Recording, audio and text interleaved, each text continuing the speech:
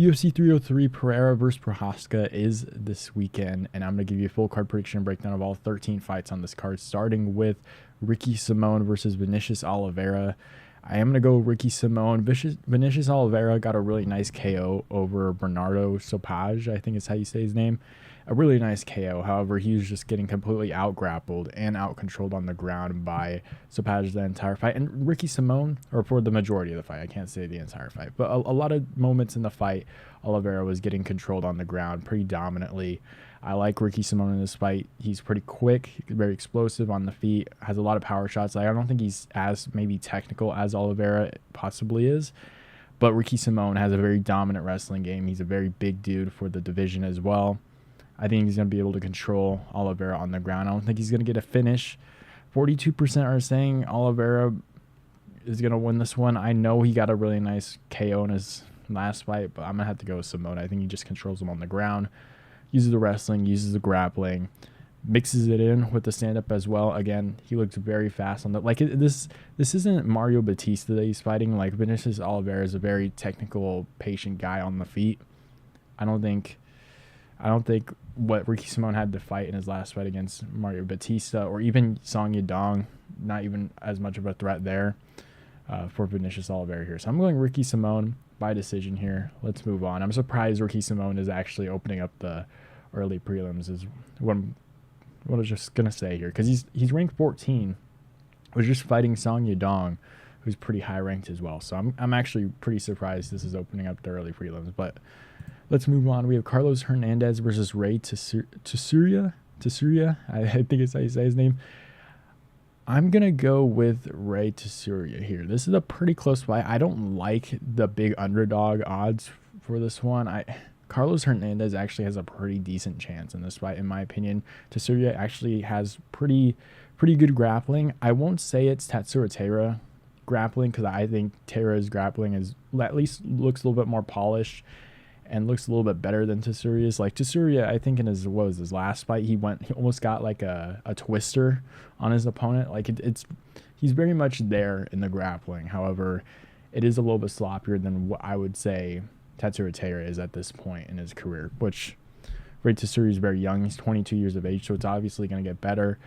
I am going to end up going with him here. I do worry on if he can take down Carlos Hernandez, because Hernandez's takedown defense against Taira actually looked really good. And I don't even think did Hernandez even get taken down by Taira? I remember, what was it? Taira like slipped at some point and Hernandez hopped on him, and Taira kind of just flipped position on him and controlled him in the grappling. I don't know if that's necessarily going to happen here. Tsuruya has decent stand-up. I will probably say Hernandez is a little bit better. However, I do worry. Plus 300 odds is actually kind of crazy for this fight. If you're in the underdogs and betting, maybe this is something you might want to look at. But I'm going to go Ray Tsuruya.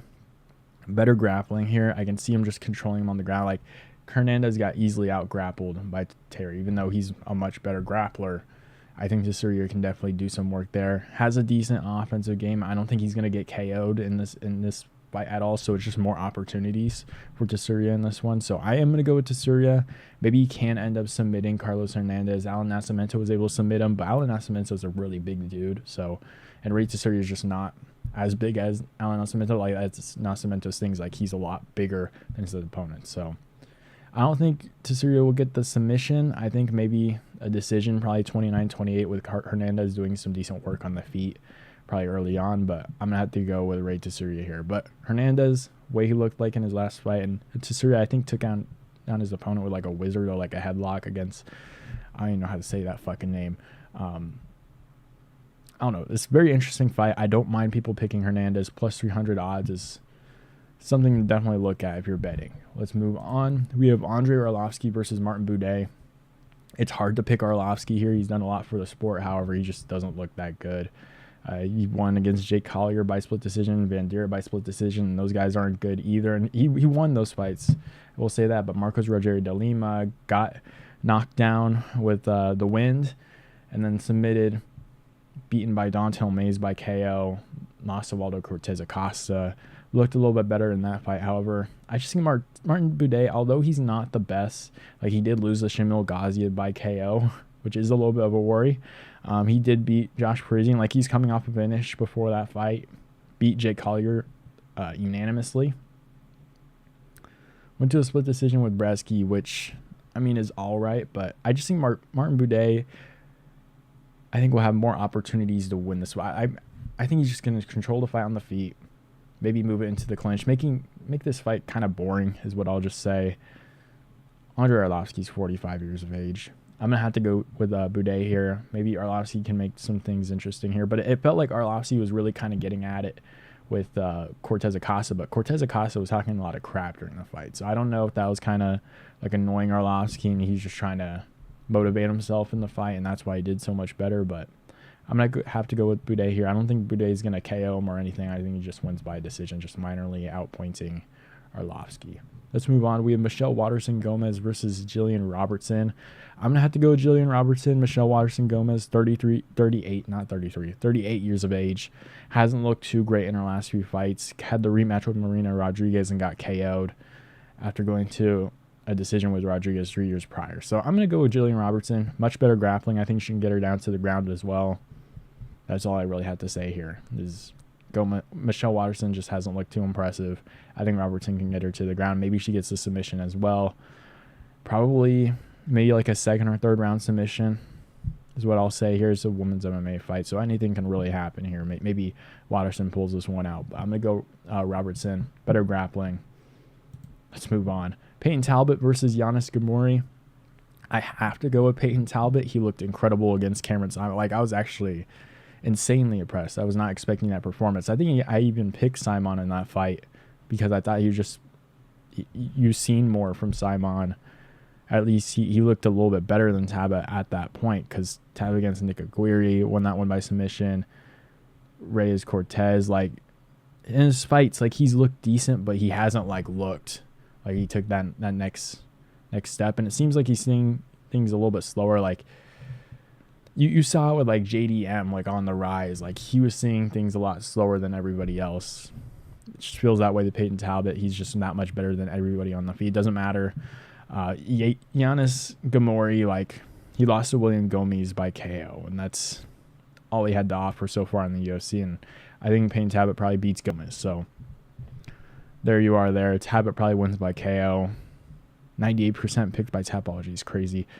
Actually, it should be 100%. Maybe the French people are picking Ghemmouri on this Tapology thing, but first round KO for Talbott is what I like here. I think he gets after it. Pretty easy fight for him. Let's move on. Charles Jourdain versus Gene Silva. Gene Silva is very explosive, very powerful. He takes like single shots. However, I think Charles Jourdain, even though he's coming off that that loss against Sean Woodson, it was by split decision. I think Sean Woodson won that one a little bit more clearly, but Sean Woodson's a very weird fighter to fight. I think we're starting to realize that. Like, he's very long, especially for the division. Decent boxing as well. Very, very, very, very tough fight to have. I think Charles Jourdain is going to scrap it out with Gene Silva, throw more in combinations and mix in the takedowns. I know Gene Silva's a very big dude for featherweight. However, I think Charles Jourdain is just going to break him a little bit more, just making this a scrap, being super durable for Gene Silva. And I think if it goes into a scrap, I'm trusting Charles Jourdain a little bit more here. He has been a little bit more of a well-rounded fighter as well, so I think he's going to make it into the clinch, maybe try to go for a takedown, of course, scrap it out in the beginning, and I think he'll eventually break down Gene Silva, with Gene Silva just being that bigger guy and more explosive in general, just throwing those really heavy shots. I think he's going to tire out and gas out a little bit more here. I'm going to go with Jourdain. It's kind of 50-50 here. I really like Jourdain in this fight. I think there's more in combinations. I don't think he's going to get KO'd or anything by Gene Silva, and that's what you're kind of expecting from Gene Silva here, unless damage, maybe he hits Charles Jourdain to the body and screws him up there. But I think Jourdain wins this one for sure. 29-28. I think it's going to be a close early round, but I think Charles Jourdain is going to start taking these rounds as the fight goes on. So let's move on. We have Cub Swanson versus Andrei Fili. I'm going to go with Andrei Fili here. Cub Swanson's 40 years of age. I think he actually covers a little bit more distance on the feet, which I do like. I think he's a little bit of a better striker as well.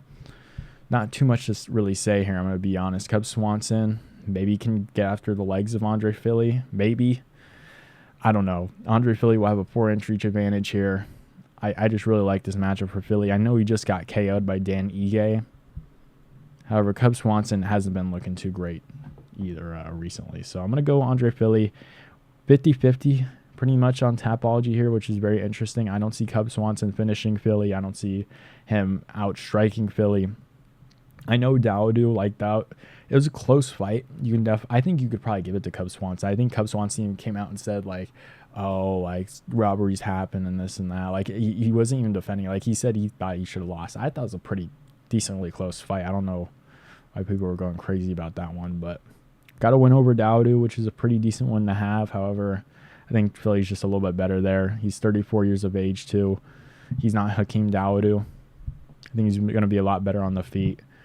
So I'm going to go Andrei Fili by decision. Maybe Cub Swanson takes a round at some point, but I think Fili's going to win this one, just outpointing Cub Swanson on the feet. Let's move on to the prelim headliner. We have Joe Pyfer versus Marc-André Barriault. Barriault's going to be looking for a scrap here. I know Joe Pyfer lost to Hermanson, but Hermanson's a pretty tough test for a lot of these guys at middleweight, and it kind of seemed like Joe Pyfer, especially in a main event fight, kind of just got thrown to the wolves a little bit for Jack Hermanson, because Jack Hermanson, again, very tough, rangy, very tough guy to hit as well. So very tough test for Joe Pyfer in that fight. I'm going to go Joe Pyfer here. I think he fights better. How do I even want to say this? He has a lot of power in his hands. I think he can cover a little bit more range on the feet as well. So I think Marc-André Barriault is just going to be a lot more hittable than a Jack Hermanson. And this is a 3-round fight as well. So it's not like you're chasing Jack Hermanson for 5 rounds either. Like, I think Joe Pyfer did a lot better early on in that Hermanson fight and then eventually tired out. 3-round fight against Marc-André Barriault, who's a little bit more hittable than a Jack Hermanson. I think at least get the points here, if not get the finish. Probably in the second round by TKO is what I like. I can see him just end up catching Marc-André Barriault out there, like a decently competitive or slower start for Pyfer in the first round. I think he eventually gets going, maybe hurts Barriault at the end of the first round and then finishes him up in the second round. So I'm going to go with Joe Pyfer in this fight by TKO second round. The card we have Ian Garry versus Michael Venom Page. A very tough very tough fight to predict here. I'm kind of 50-50 on it. I like Ian Garry in this fight, I'm going to be honest. We haven't really seen someone really get the best MVP. Like, I know he got KO'd by Douglas Lima, eventually got that fight back, and then got out-wrestled by Storley. Maybe Ian Garry can out-wrestle him here, but I can just see him chopping the legs of Michael Venom Page. And weirdly enough, in their last couple fights, their movement was pretty much the same. They're just running around in circles and then crashing forward and landing some shots. Maybe Ian Garry a little bit more cleaner, because Michael Venom Page is just very awkward on the feet. Like, weirdly more awkward than Kevin Holland just crashing forward and landing that big shot. But I think Ian Garry's probably going to be going forward here. Maybe MVP can kind of crash forward and KO Garry, because we know Gary's chin, I think, is a little bit more questionable, is what I'll probably say. But maybe Page can crash forward here, get it in the clinch, and do some good work there. However, I do think, especially with Ian Garry kind of training over at Shoot Box, I know it says Kill Cliff, I think, down here. He doesn't train there anymore. Him training at Shoot Box for the last year, maybe 2 years, might benefit him here. Maybe he tries to wrestle MVP at certain points. Kevin Holland was able to do it, and we know the grappling of Ian Garry is probably at least decent if he's down there working with all those Brazilian dudes at Shoot Box. But I think this fight's going to be very interesting. I think he's going to chop MVP's legs a little bit more. I think he's the cleaner striker on the feet. I think it's pretty clear to say here, but I don't know. It is a very tough fight to predict. MVP's was like slipping a lot. Of course, again, he was crashing forward a lot against Kevin Holland, landing some really good punches. However, this is not Kevin Holland, who's going to go forward with his chin out and everything like that. This is Ian Garry, much cleaner on the feet, is willing to make this like a point-for-point fight. And I can just see Ian Garry like kicking to the legs with MVP trying to circle around, kick to the body, and maybe eventually go higher when Page's, of course, his arms are like by his waist. So there's openings for Garry on the feet here. I'm just going to take him to minorly outpoint Michael Venom Page in this fight. is what I'll say. MVP is also 37 years of age. Garry will be, what's the math here? 11 years younger than MVP. I'm going to take him here. I know MVP has, a 5-inch reach advantage as well. So, I don't know. We could definitely see Garry potentially get finished here. I don't know, but I just like Ian Garry chopping up the legs, just outpointing him, being the cleaner guy on the feet. And maybe potentially use some of the grappling. Like we know Ian Garry's takedown defense is really good. I kind of want to see what his grappling looks like potentially on the ground if he does eventually go for it. I don't mind it. People are taking Patriot. I don't mind it at all because, again, Gary's chin does worry me a little bit more here, and MVP does cover a lot of distance on the feet and can land that powerful strike to put out Garry. So I don't mind taking MVP. I think this is pretty much a pick 'em for anybody at this point. Unless you're super confident in either one of them, there's some good odds here if you are. But I'm going to go with Ian Garry. I think it's just going to be a cleaner strike on the feet, just chopping up the legs, minorly outpointing MVP. Maybe MVP takes a round here, but I'm going to go with Ian Garry. Let's move on. We have Mayra Bueno Silva versus Macy Chiasson on the main card. Hey. Oh, boy. The last thing I want to do is bring up this Irene Aldana fight where Aldana actually tapped. She tapped Macy Chiasson early on in the fight and then eventually got the up kick to the liver. I don't even want to talk about Irene Aldana and Amanda Nunes because that was one of my worst picks of all time is what I'll probably say there. But if Irene Aldana is submitting you, who's to say that Mayra Bueno Silva can't? You know what I mean? That's my only true worry here. And Macy Chiasson for bantamweight is probably going to be a lot bigger. I think she's fighting at 145. I think she fought Irene Aldana at 145 or like at a catch weight or something like that at 140. Her being at 139 probably tells me that it was probably her idea as well. Piana Kianzad was at 135 as well. Okay. I think she's going to be the much bigger fighter here. I think she's actually pretty decent. There's like no real finishing potential for her, I think, in this fight. I know she got the rear naked choke over Kianzad, but just in her fight, she plays it a little bit more safe. Oh, boy. Who do I want to go with here? I mean, Raquel Pennington was able to do really good work against Mayra Bueno Silva that entire fight. I'm going to go with Mayra Bueno Silva here. If Irene Aldana is potentially, I know the ref didn't see it, but I'm pretty sure Chiasson tapped in that fight. Is she submitting you there? I feel like Silva can. I don't mind a Macy Chiasson underdog here either because I think she's pretty decent on the feet as well and is willing to kind of play that Raquel Pennington type fight style and make it very boring on the feet in this 3-round fight. So if you're Mayra Bueno Silva, you're kind of looking for the finish in this one. I think Chiasson will probably just outpoint her if it doesn't end up going to a decision. So if you get good odds on Macy Chiasson by decision or Silva by a finish, take those ones. I don't know. This fight is actually not that good at all. I'm surprised it's on the main card, but I'm gonna go with Mayra Bueno Silva. I think she can tap Chiasson. I'm just gonna say that. I think Chiasson can easily win this one by decision either. So it's kind of just a pick 'em in my brain. But let's move on. I hate this fucking fight. Anthony Smith versus Roman Dolidze. I'm going with Anthony Smith. This is, I think, at 205. So Dolidze is moving out to a division here. I think he's taking it on short notice as well. I'm going Anthony. Yeah, because this wasn't this originally Jamal Hill versus who was it? It wasn't even Carlos Ulberg. It was Khalil Roundtree. Carlos Ulberg went in there. Jamal Hill got out. Carlos Ulberg got out. So this is just a completely new fight. I'm going with Anthony Smith. I think Roman Dolidze is not that good. He's not that good on the feet either. The only way I think Anthony Smith loses this fight is if he decides to take down Roman Dolidze and Dolidze just ends up submitting him there. I don't think Dolidze is going to take down Anthony Smith here. or be able to take down Anthony Smith. I think Anthony Smith is just going to be a lot cleaner on the feet. This is going to be a decision win for Anthony Smith, in my opinion. Again, if he takes down Dolidze, that's where he's going to get submitted, and that's where he's going to lose. So I don't see Dolidze KOing Anthony Smith. I don't think his hands are that good.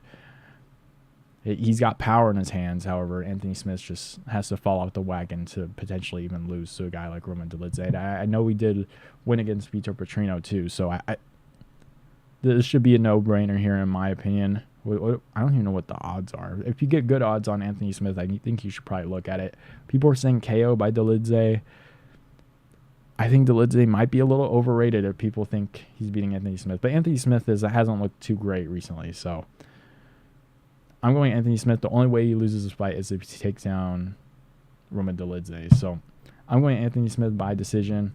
Let's move on. We have Brian Ortega versus Diego Lopes in the co-main event. This was a short notice fight, I believe, as well. Just trying to patch up this card from Conor McGregor getting off of it. I'm going to go with Diego Lopes. I think he's more fit for a short notice fight.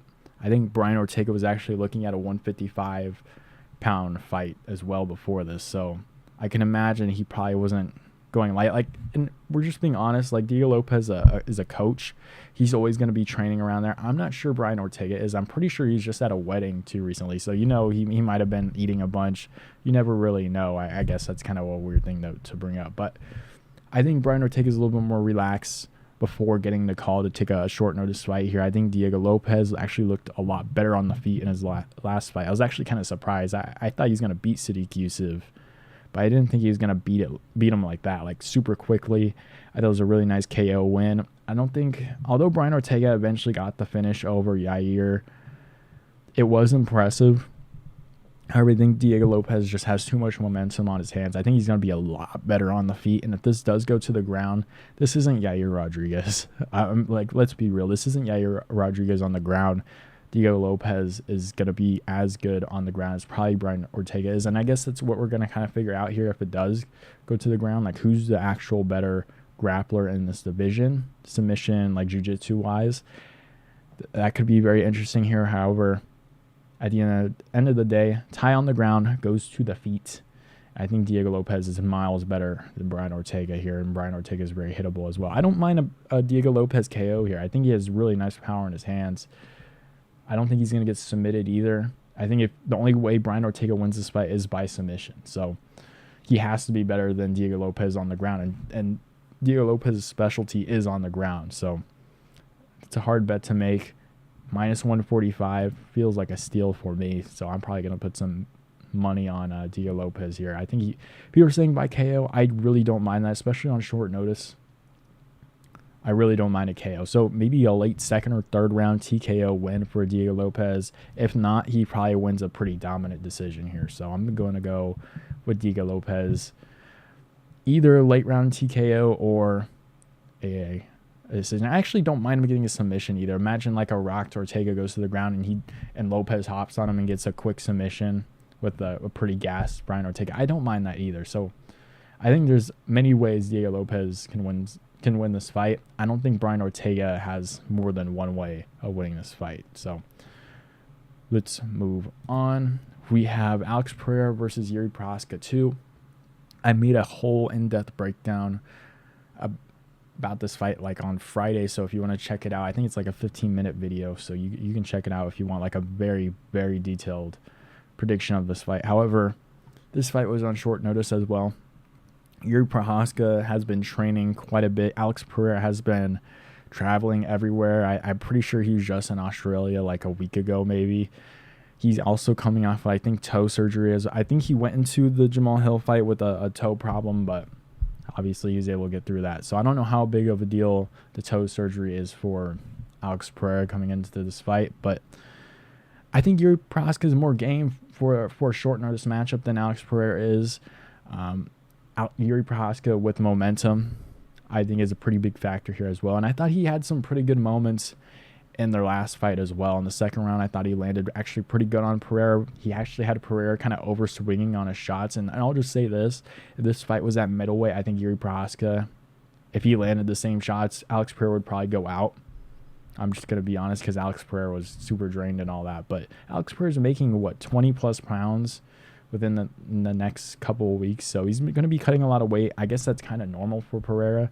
But his chin has been so much better at light heavyweight. Like, he feels, or at least looks a lot better. Not he feels, I guess that sounded kind of weird. He looks a lot better at light heavyweight, moving around a lot better. He didn't look as sluggish as he did at 185. For sure, like, light heavyweight is definitely Alex Pereira's division. However, I think Garry Prochazka, with momentum, not coming off a shoulder injury like he did in their first fight, I think it's going to look a lot better here.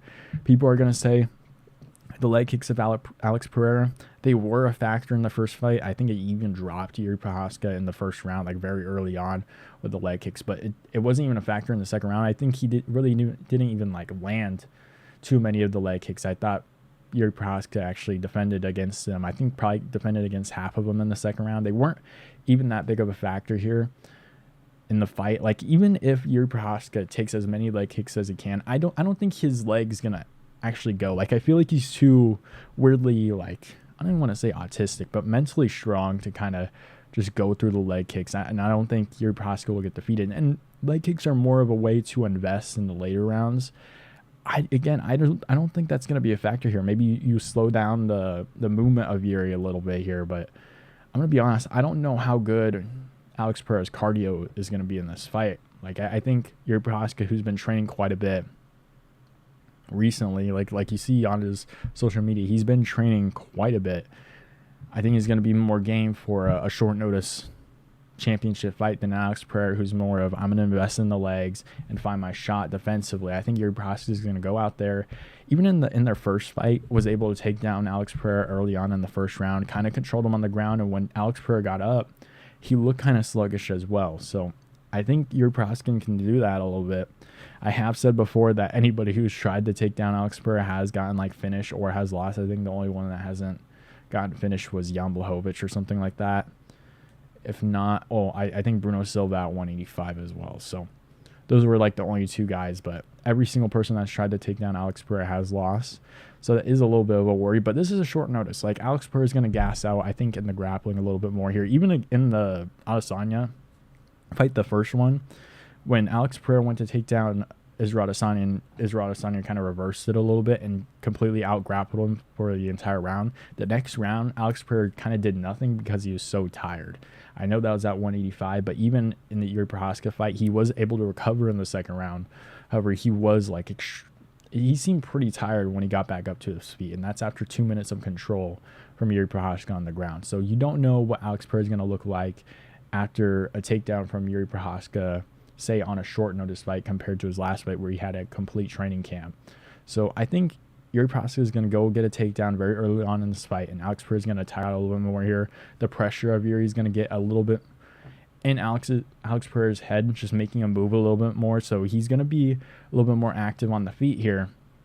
I think that's just going to eventually tire out Alex Pereira as well, make him move very sluggish on the feet, and I think that opens up a lot of opportunities for Garry Prochazka to end up catching Alex Pereira on the feet as well. So I'm looking at a second or third round TKO here for Garry Prochazka, whether that's he pieces up Alex Pereira on the feet, Alex Pereira overswings, shoots it for a takedown, drops him, and then follows up and gets that TKO punches. I don't think he's going to submit Alex Pereira on the ground. However, I can just see him taking down a very tired Alex Pereira and kind of just landing shots on Alex Pereira, maybe from like mount and moving in the half guard and landing some really nice punches on Alex Pereira and kind of just winning that way. Just way too many shots that Pereira takes. Or Garry Prochazka does what he does to a lot of guys, catches him on the feet with some wild move. I'm not going to say like he's going to spinning elbow Alex Pereira out cold or anything like that, even though that would be absolutely insane. But I can see him catching Alex Pereira on the feet, maybe dropping him a little bit more here.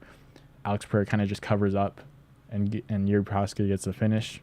I can see that happening as well. But I think this is a second or third round TKO for Garry, investing very early on, getting the takedown, and then just Garry's style just going forward, just being very awkward for Alex Pereira, I think is going to be really rough in this fight. And I do think coming into a second fight, like, who's going to have the benefit of a second fight?